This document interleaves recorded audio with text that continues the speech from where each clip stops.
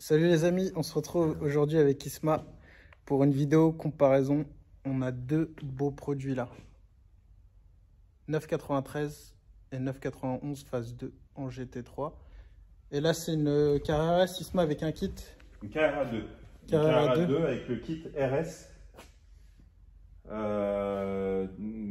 Donc c'est une Carrera 2, c'est un 3 litres 6. D'ailleurs les 993 ont bien gardé leur code parce que c'est des... Pour vraiment les puristes, hein, mais je dis vraiment les puristes, la dernière vraie 911 en fait, c'est un système en fait. La motorisation, elle a un refroidissement, pardon, je perds mes mots. Par air et non par eau, tu sais, le système liquide de refroidissement, Exact. bocal, etc. La 993 c'est la dernière. Voilà, et après la 996 en fait qui est sortie après, non seulement il y a eu des évolutions en termes de mécanique, mais aussi esthétique qui n'ont pas plu du tout. D'où la 997 est revenue à peu près dans le même esprit que celle-ci avec les phares ronds, etc. Donc là, sur ce modèle-là, on est sur une 993 avec un moteur 3 litres 6 atmosphérique propulsion. C'est une boîte Tiptronic là-dessus. Donc là, c'était vraiment la nouveauté. En boîte Tiptro, c'était bien mieux que les boîtes F1 qui pouvaient exister à l'époque avec les concurrents. Même pas, non, parce qu'en 96, la boîte auto, c'était pas trop répandu. Hein. Donc c'est vraiment de la nouveauté. Elle existait aussi en boîte méca. Bon, moi, après, c'est très subjectif ce que je vais dire, mais j'ai une préférence quand même sur la boîte auto pour le confort. Et le côté agréable de pas justement appuyer sur la pédale d'embrayage, passer les rapports, etc. Surtout sur celle-ci, c'est un peu, ça reste physique, ça dépend. Si tu fais que de la route nationale, ça peut aller, mais quand tu commences à faire un peu de parcours urbain, ça peut être fatigant. C'est mieux. Donc le kit RS qui est dessus, en fait, il est... Attends, je vais retourner la caméra. Le kit RS dessus, en gros, c'est le rajout sur le pare-choc à l'avant, tu vois. La lame avant. T'as une espèce de... La petite moustache qui remonte. Voilà. Et le béquet énorme derrière. Les jantes sur la RS, c'était pas ce modèle-là. Je veux pas me Elles ont vanter, été mais... personnalisées. Ouais, ça a été personnalisé. D'ailleurs, j'ai vraiment une question si... tes auditeurs peuvent nous répondre par rapport à ça, c'est que moi j'aimerais bien changer la couleur des jantes. En fait, je partirais sur une idée de l'intérieur toujours en gris couleur aluminium avec le bord poli. Donc là, le bord ici, poli. Gris poli, hein, donc vraiment en couleur chrome à fond, et l'intérieur gris comme le gris des jantes aluminium classiques, comme sur la 991. Je pense que ça peut, ça mieux ressortir. Parce que là, à mon goût, il y a trop de jaune. Donc il y a un tout petit béquet à l'arrière, donc c'est un rajout. Et le fameux béquet énorme à l'arrière, en fait, il est énorme. Qui est extrêmement volumineux. Enfin, par rapport à la voiture, enfin, ça... avec ça, déjà qu'elle est jaune, en plus avec ça, tu passes vraiment pas inaperçu. Là, pour le coup, on doit arriver. Sur les vrais RS, après, peut-être que pareil, dans les personnes qui regardent tes vidéos, certains connaissent très bien le modèle. Il n'y a pas de taux ouvrant à ma connaissance, donc celle-ci a un taux ouvrant. Et il me semble que les feux aussi à l'avant, tu vois, celle-ci elle a les lave-phares, enfin c'est tout bête, hein, mais tu vois, des lave-phares. Une RS, les RS, ça n'y est pas, voilà. Bon, après, c'est un kit, donc bon. Ça reste un kit RS, parce qu'une vraie RS, en termes de valeur, on est aux alentours des 200 000 euros. Alors que là, une Carrera comme ça, on est plus sous la barre des 50 000 en termes de valeur. Abordable. Voilà, les valeurs marchandes, c'est ça aujourd'hui. Alors celle-ci est de 1996. Oui.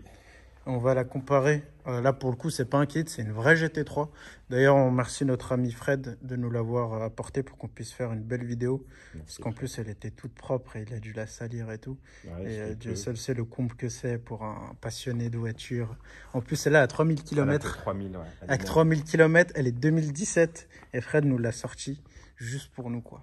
Pour qu'on puisse la filmer et faire une comparaison avec l'ancienne. Donc merci Fredo. Fred, donc alors au passage, c'est le pilote de la KTM. De la KTM, oui, ma vidéo KTM. Voilà. Je vais mettre la vidéo de la KTM dans la description et c'est Fred justement qui pilote. Et tu vois, alors sur les... Regarde les jantes, en fait, c'est comme les Formule 1. Tu n'as qu'un seul, l'écrou central. L'écrou central, voilà, merci. Écrou central, là pour pas perdre de temps pour changer les pneus. Mais bon, vu le prix des pneus, là je crois qu'on va pas utiliser l'écrou central. Alors celle-là c'est une GT3 en phase 2, parce que nous on avait eu la phase 1. Nous on a une phase 1, 3 litres 8. Ouais. Et celle-là c'est la phase 2, ça fait 500 chevaux. Et en 4 litres. Ouais, t'as la petite écriture Pour 4.0 là. Ici 4 litres. Et on retrouve toujours le fameux béquet, mais là qui est un peu plus beau esthétiquement quand même que l'autre, on va pas se mentir. Alors, celui qui est totalement démesuré, c'est sur la GT3 RS. Et la GT2 RS. Ah, la GT2 RS, c'est encore un autre niveau. C'est encore au-dessus. Là, c'est vraiment l'extrême. Ouais, là, c'est en déjà carbone. Que ça, c'est quelque chose. Alors après, là, c'est vraiment l'extrême. Et donc, celle-ci est de 2017. Donc, il y a quasiment pile 20 ans qui séparent les deux voitures, un peu plus de 20 ans. Donc là, c'est vraiment intéressant de comparer l'évolution de la 911. 911, qu'on rappelle, c'est le modèle mythique de chez Porsche. Là où tout a commencé. Puis on a aussi la chance d'avoir une 997 en phase 2. On pourra vous montrer rapidement pendant la vidéo. Et on en a une autre avec des couleurs très... Une Carrera 4S. Là c'est une 4S et là c'est une S. C'est une S, oui. En fait, il faut savoir que les ailes à l'arrière sont élargies de 4 cm quand c'est une 4 roues motrices. Quand c'est une 4S, les ailes arrière sont plus larges. Voilà. De 2 cm de chaque côté, donc 4 cm en tout. L'œil nu, après, c'est peut-être dur de voir, mais... Ah, si on voit là quand même qu'ici, c'est beaucoup plus rentré. Ouais, l'arrière est plus large sur une 4S. Donc ici, on a une 4S et ici, on a une S. Puis on a aussi une 997 phase 1. Donc la grosse différence qu'on va avoir avec une 997 phase 1 et une 997 phase 2, ça va être surtout au niveau des feux arrière. Ouais. Là, on a les fameux feux à LED, forme de gouttes d'eau un petit peu. C'est ça. Qui sont beaucoup plus travaillés. Et celles-ci, bon, qui sont beaucoup plus simples. Donc voilà, on a ici une cabriolet découpée en Carrera RS, en 4S et là en cabriolet 97 phase 1. Puis ici, on a même une petite Boxster GTS que vous connaissez qui a appartenu à notre ami Akram. Donc voilà, là vraiment on peut montrer les différentes évolutions là, de toutes les Porsche. On a une petite porcherie là, ça fait plaisir. Mais revenons à nos moutons. Du coup ici on est en boîte PDK. Ouais. Et ici en type Tro. Boîte type tronique, ouais. C'est deux mondes différents. Pour avoir essayé les deux, je peux vous dire que... Ah bah oui, il y a une très grosse évolution. Oui. Dans la sonnerie d'Isma folle de Statham. Bon, déjà au niveau de la face avant, les feux avant ont grandi, ont grossi. Ils ont évolué comparé à la 993. On va retrouver des petits feux. Là, ils sont énormes. C'est toujours le même esprit. Hein. Ouais, la coupe est toujours pareille. De toute manière, je vais vous les déplacer pour vous les mettre de profil, vous montrer l'arrière, etc. Bon, elle a pris un peu de protéines, celle-là, entre-temps. Avec les années, elle s'est un petit peu bodybuildée. Mais tu vois, des fois, on fait des comparaisons avec des vieux modèles, avec des modèles récents. Et souvent, tu as dans les commentaires où on dit, par exemple, on avait fait la comparaison de la S3 ou des Focus, ou qu'est-ce qu'on avait fait d'autre, les R8, etc. On a fait R8 aussi. On parlait que les anciennes voitures ont une âme que les nouvelles n'ont pas. Là, je peux te dire que la nouvelle, quand même, là, vraiment, elle dégage vraiment quelque chose. Là, franchement, elle a une on peut âme. pas dire le contraire. Quoi. Là, elle a une âme. C'est pour le coup de dire, bon, quand tu as l'évolution, que tu es un puriste, que tu aimes bien les anciennes, moi qui ai un penchant plutôt sur les anciennes, et bah, franchement, si on me laisse le choix, en partant sur le principe où elles étaient à budget équivalent, mon choix s'orienterait quand même peut-être sur des sur nouvelles. La récente, ouais. Bien que les anciennes, peut-être qu'elles prennent plus de valeur que les nouvelles. Les nouvelles aussi, dans le futur aussi. Ça garde sa cote quand même. Ouais. Bon, en fait, toutes les 911, hein, dans toutes les générations, hormis peut-être quelques modèles, mais ça reste des voitures qui ont de très bonnes cotes. C'est une voiture qui a une super belle ligne, toujours le même esprit avec les petits farons devant, le trou au niveau du capot, la partie arrière aussi, très similaire en fait quand tu regardes sur celle-là aussi. Ouais, exact. C'est très ressemblant. Donc c'est des voitures qui ont une bonne cote, qui plaisent au public. Ça garde bien sa valeur, c'est fiable, ça marche très très bien, c'est très performant, c'est un plaisir de conduite. Le bruit du 6 cylindres, il est magnifique. Le flat 6, ouais. Et d'ailleurs, quand tu vas démarrer l'autre ou celle-ci, bon évidemment celui-là il est amplifié, hein, parce qu'il y a l'échappement sport, etc. Mais l'esprit est toujours le même, on entend toujours ce fameux bruit rock du flat 6.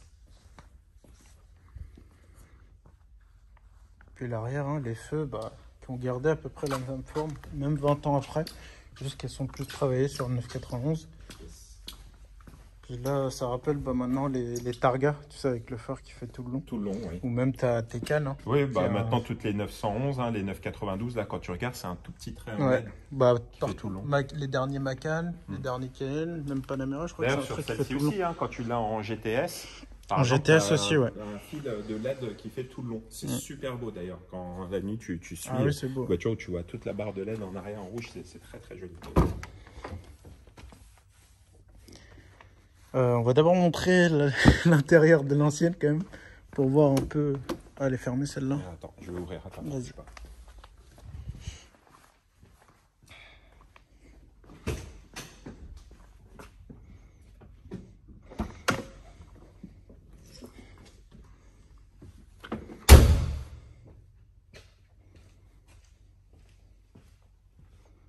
Ouais, le volant il est horrible, on va pas se mentir. Le petit volant 3 branches comme ça. Et je pense que rustique, ça doit être le volant de la RS parce qu'à la base les Carrara ont un volant de 4 branches. Ouais, qui est pas... On retrouve les 5 compteurs, toujours. Ouais. Ça vieillit bien par contre, hein. T'as vu le cuir? Ouais. 4 places. Ouais. Et les places derrière qui restent, elles sont là. On les a. Bon, voilà ce qui en est de l'intérieur de la 993. Puis là du coup, l'intérieur de la GT3. Cuir Alcantara. Siège baquet.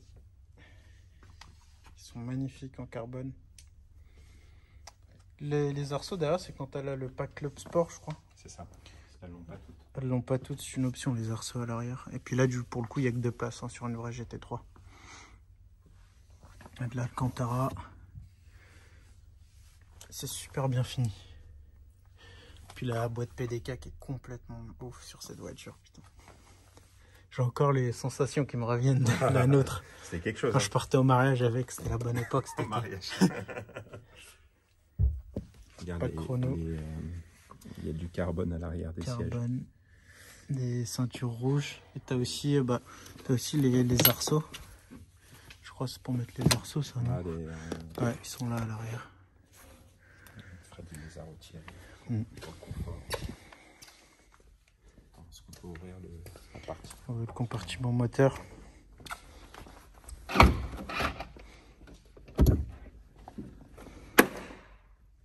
On voit plus rien.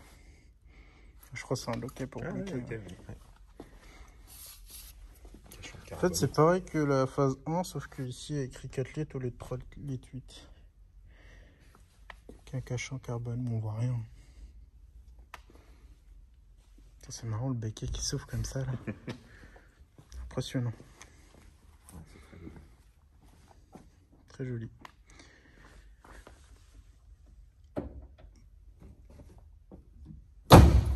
Le Michelin Pilote Sport Cup 2. Il ne doit pas être donné cela. Ça tient la route là. En plus de tenir la route, le prix des pneus, je vais me renseigner voir combien ça coûte là-dessus, mais oui, ça doit être un petit cadeau. On va regarder le compartiment moteur de la 305 à l'arrière. Ouais. Et puis celle-ci, on va l'ouvrir.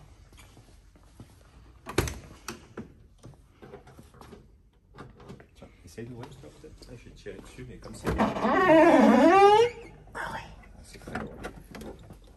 Là on voit tout encore. Le mécano est axé. De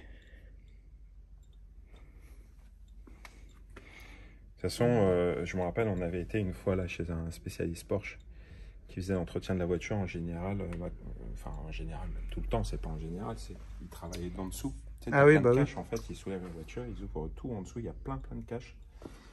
Et voilà, pour bosser, travailler en dessous en général. De toute façon, celle-ci, on vient de la recevoir. On a profité de vous faire une vidéo dessus. Elle va aller pour une grosse révision pour le prochain client. On va vous les démarrer pour que vous puissiez entendre le bruit. On démarre celle-là en premier. Laquelle? Celle-ci, ouais, bah oui.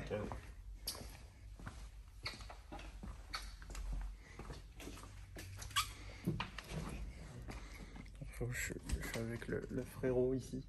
Ça fait plaisir.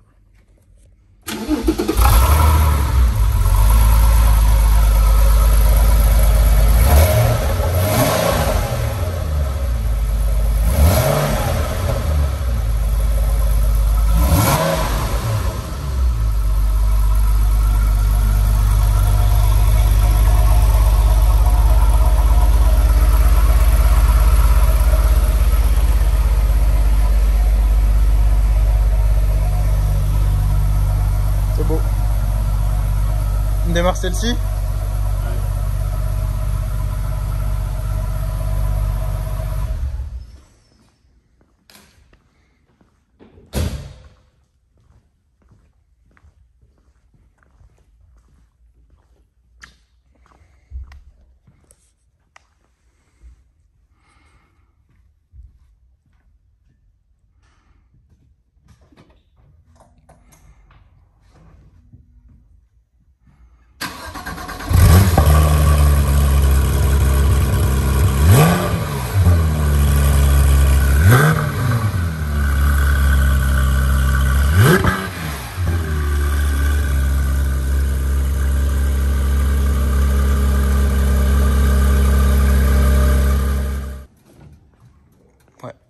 Ah, l'échappement, il a été travaillé entre temps.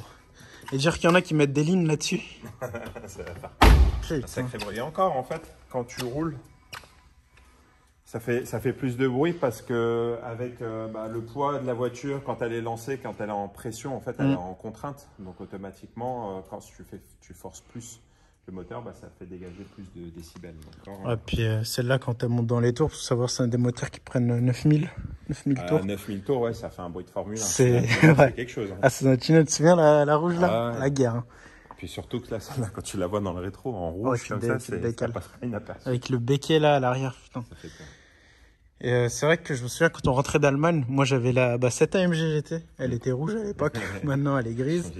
Et quand tu me dépassais là vraiment je sentais qu'il y avait un truc qui me dépassait, il y avait un genre de tremblement dans la voiture, je sais pas, mais elle dégage vraiment quelque chose. Je sais pas s'il y a un rodage là-dessus, parce que du coup elle est de fin 2017, elle a que 3800 km. En fait, elle sort de rodage quoi. Oui, elle a dû être passée il y a pas longtemps, ça doit être comme chez BM, 2000-2500 km peut-être, je sais pas. Franchement, je n'ai pas posé la question. Comme on n'a jamais acheté en neuf, je suis pas capable de te dire. Non, on n'est pas encore à ce stade-là. Donc voilà, là c'est marrant. On a une jaune, une rouge, du marron. Là, c'est un genre de jaune moutarde. D'ailleurs, cette couleur-là, c'était une couleur spéciale de chez Porsche. Je sais plus comment elle s'appelait. Mais en fait, c'est une série limitée de 991 turbo qui ont été vendus à très très peu d'exemplaires qui avaient cette couleur-là. Donc ça, c'est une couleur spéciale. En 991, je crois. En 991, ouais, 991 turbo. Une couleur spéciale. Ok, cette couleur spéciale, donc Porsche Manufacture là. Et en gros, l'ancien propriétaire, c'était un carrossier qui travaillait chez Porsche. D'accord. Du coup, à la base, elle était noire et il l'a rebasculée de cette couleur-là. Magnifique. Et franchement, en réel, elle donne beaucoup plus. Ouais, en réel, elle est plus belle. Puis même celle-ci, on a l'impression qu'elle est noire, mais en réalité, elle a des reflets verts. Je sais pas si vous voyez là. C'est une couleur. Celle-ci aussi, c'est une couleur spéciale. Elle a des reflets verts, elle fait pailleter, ouais. Et là, on a une Boxster Blue Miami. Donc là, vraiment, on a découvert derrière. Déjà pour la miniature, on va toutes les mettre ici en vrac. Ça va être magnifique avec les couleurs. Je pense que ça va être pas mal, ouais. Donc voilà, on va vous les déplacer pour vous montrer de profil et l'arrière. Et puis voilà. Voilà, on est à bord de la petite GT3. Donc toujours à gauche chez Porsche. Oh là là. Ça me rappelle des souvenirs avec celle qu'on avait.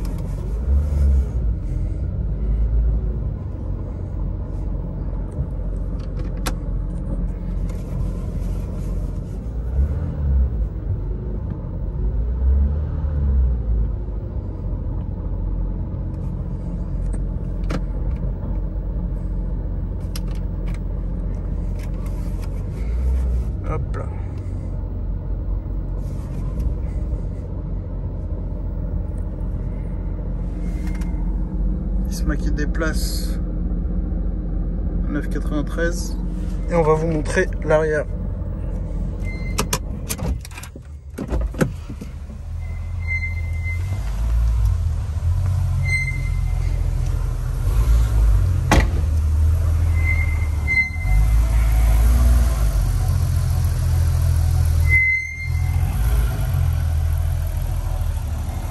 Donc ça c'est la clé de la 993. Alors la clé de la 993 avec un anti-démarrage. Donc tu mets la clé, après tu appuies sur le bouton pour désactiver l'anti-démarrage. Après tu peux démarrer la voiture. Et du coup, les clés de la 991. Ouais. C'est impressionnant la vraiment différence. Ouais. Normalement il est censé avoir le petit écusson Porsche ici là, qui a On va le remettre. disparu au fil des années. Bon, juste déjà les clés, une petite évolution, ça fait plaisir. Donc là, l'arrière. L'arrière, il n'y a pas photo quand même. Par contre, j'aime bien les sorties d'échappement bien larges là. Ah oui, sur les côtés, contrairement à ici, on a deux au milieu. Ouais, pas mal. Ah, les gens, mais est-ce que sur la vraie 993 RS, ils sont oui, sur les côtés aussi, ouais. Oui, des deux côtés, oui, ça c'est sûr. Côtés. Mais c'est au niveau de la taille, je pense que c'est pareil.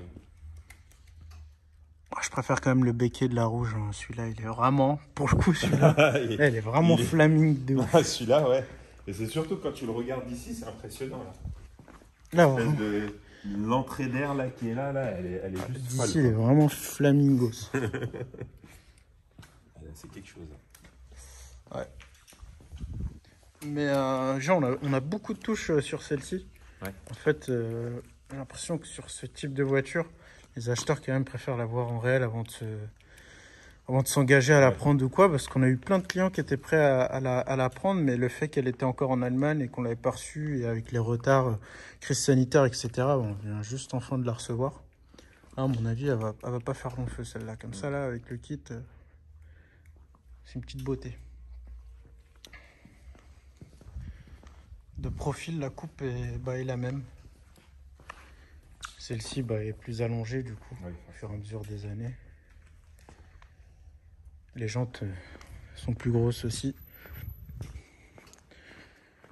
Mais sinon, la coupe est identique.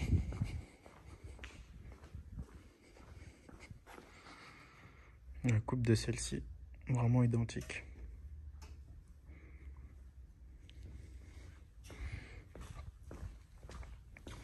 Regardez en fait sur les dimensions là sur les fiches techniques. Celle-ci elle fait 4,25 m. Donc 4,25 m c'est la même longueur qu'une Golf. D'accord. Ça fait 4,25 m pile poil et l'autre a fait 4,49 m. Donc elle s'est rallongée. Elle a pris un peu plus. De la visite. Elle a pris comment dans ma veste, ouais. On vous reprend dans un instant la famille. Voilà les amis, pour cette petite vidéo comparatif entre 993 et 991 phase 2. On a fait un petit détour par la 997 phase 1 et la 997 phase 2. Donc voilà, j'espère que cette vidéo vous aura plu. Et, je vous dis à une prochaine pour une prochaine vidéo comparatif. Ciao.